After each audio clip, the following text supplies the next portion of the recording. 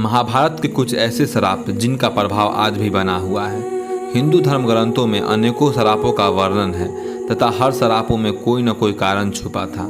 कुछ श्राप में संसार की भलाई निहित थी तो कुछ श्राप का उनके पीछे छिपी कथाओं में थी। आज हम आपको ऐसे ही श्रापों के बारे में बताने जा रहे हैं जिनका इतिहास में तो महत्वपूर्ण योगदान था ही, परंतु इसका प्रभाव वर्तमान में भी प्रमाण के रूप में आप देख सकते हैं। इससे पहले अगर आप हमारे इस चैनल पर नए हैं तो इस चैनल को सब्सक्राइब और बेल आइकन को प्रेस अवश्य कर लें। पहला श्राप जो युधिष्ठिर ने दिया था स्त्रियों को। प्रसिद्ध ग्रंथ महाभारत के अनुसार जब युद्ध समाप्त हुआ तो माता कुंती ने पांडवों के पास जाकर उन्हें यह रहस्य बताया कि कर्ण उसका भाई था। सभी पांडव इस बात को सुनकर दुखी हुए। तब युधिष्ठिर ने विधि विधान के साथ कर्ण का अंतिम संस्कार किया तथा शोककुल होकर माता कुंती के समीप गए और उसी क्षण उन्होंने समस्त स्त्री जाति को श्राप दे डाला कि आज से कोई भी स्त्री किसी भी प्रकार की गोपनीय बात का रहस्य नहीं छुपा पाएगी। दूसरा श्राप दिए थे श्री कृष्ण अश्वत्थामा को। महाभारत युद्ध के अंत के समय में जब अश्वत्थामा ने धोखे से पांडव पुत्रों का वध कर दिया तब पांडव भगवान श्री कृष्ण के साथ अश्वत्थामा का पीछा करते हुए महर्षि वेदव्यास के आश्रम तक पहुंच गए। तब अश्वत्थामा ने पांडवों पर ब्रह्मास्त्र का वार किया।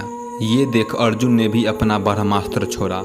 महर्षि व्यास ने दोनों अस्त्रों को टकराने से तो रोक लिया और अश्वत्थामा और अर्जुन से अपने अपने ब्रह्मास्त्र वापस लेने को कहा।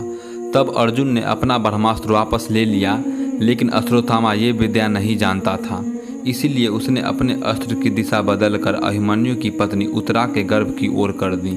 यह देख भगवान श्री कृष्ण ने अश्वत्थामा को श्राप दिया कि तुम कलयुग के अंत तक इस पृथ्वी पर भटकते रहोगे और किसी भी जगह किसी पुरुष के साथ तुम्हारी बातचीत नहीं हो सकेगी। तुम्हारी शरीर से पीप और लहू की गंध निकलेगी, इसीलिए तुम मनुष्य के बीच नहीं रह सकोगे।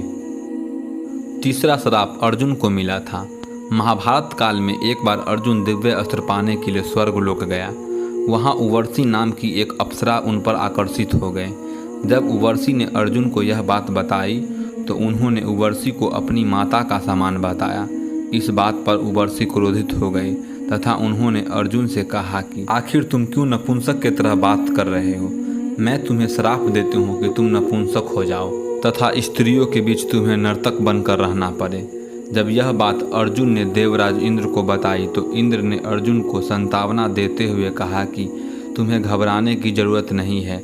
यह श्राप तुम्हारे वनवास के समय वरदान के रूप में काम करेगा और अज्ञातवास के समय तुम नर्तिका के वेश में कौरवों के नज़रों से बचे रहोगे। अगर आप हमारे इस चैनल पर नए हैं तो इस चैनल को सब्सक्राइब और बेल आइकन को प्रेस जरूर करें।